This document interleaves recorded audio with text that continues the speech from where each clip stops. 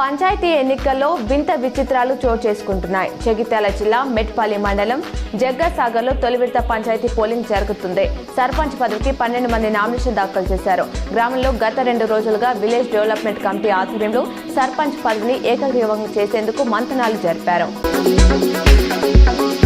మహిళలు, యువతులు రక్షణ కోసమే షీ టీం ఉందని, మహిళల రక్షణ, భద్రత, పోలీస్ బాధ్యతలో భాగంగా రామగుండం పోలీస్ కమిషనరేట్ పరిధిలో షీ టీమ్స్ తో ప్రత్యేక నిఘా ఏర్పాటు చేయడం జరిగిందని రామగుండం సిపి అంబర్ కిషోర్ ఝా తెలిపారు.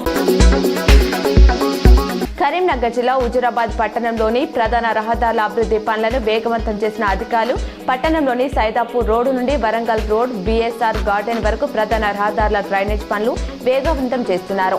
15వ ఆర్థిక సంఘం నిధులతో ఈ పనులు త్వరితగతిన పూర్తి చేస్తామని, వర్షాలు పడ్డప్పుడు సరైన డ్రైనేజీ లేక ప్రజలు ఇబ్బందులు పడుతున్నారని, ఈ డ్రైనేజ్ నిర్మాణం తర్వాత ప్రజలు ఇబ్బందులు తొలగుతాయని కమిషనర్ సమ్మయ్య అంటున్నారు. తెలంగాణలో పంచాయతీ ఎన్నికల నామినేషన్లు కొనసాగుతున్నాయి. సర్పంచ్ అభ్యర్థులు ప్రజలకు ఇచ్చే హామీలు ఎమ్మెల్యే ఎన్నికల మేనిఫెస్టోను మించిపోతున్నాయి. ఒకరికి మించి మరొకరు హామీలు ఇస్తూ గ్రామంలో ఉన్న ప్రధాన సమస్యలు నెరవేరుస్తామని మేనిఫెస్టోలతో ప్రజల ముందుకు వెళ్తున్నారు.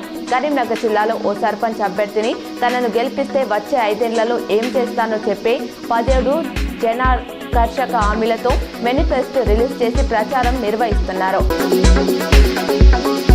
బోయిన్పల్లి మండలం వరదవెల్లిలోని దత్తాత్రేయ స్వామి ఆలయంలో దత్తాత్రేయ స్వామి జయంతి ఉత్సవాలు వైభవంగా ప్రారంభమయ్యాయి. 3 రోజుల పాటు జరిగే ఉత్సవాలకు ఆలయ నిర్వాహకులు అన్ని ఏర్పాట్లు పూర్తి చేశారు. ఉదయం దీపారాధన, కలశ స్థాపన, స్వస్తి పుణ్యవచనం, ఏకాదశ రుద్రాభిషేకంలు, ఆరతి, భజన, సంకీర్తన, పల్లకి సేవ నిర్వహించారు. AP deputy CM Pawan Kalyan పై తెలంగాణ రాష్ట్ర మంత్రి అడ్లూరి లక్ష్మణ్ కుమార్ ఫైర్ అయ్యారు. కోనసీమలో కొబ్బరి చెట్లు ఎండిపోతే తెలంగాణ దిష్టి తగిలిందని చేసిన వ్యాఖ్యలు వెనక్కి తీసుకుని క్షమాపణ చెప్పాలని డిమాండ్ చేశారు. ప్రముఖ పుణ్యక్షేత్రం కొండగట్టు ఆంజనేయ స్వామిని మంత్రి దర్శించుకుని ప్రత్యేక పూజ నిర్వహించారు.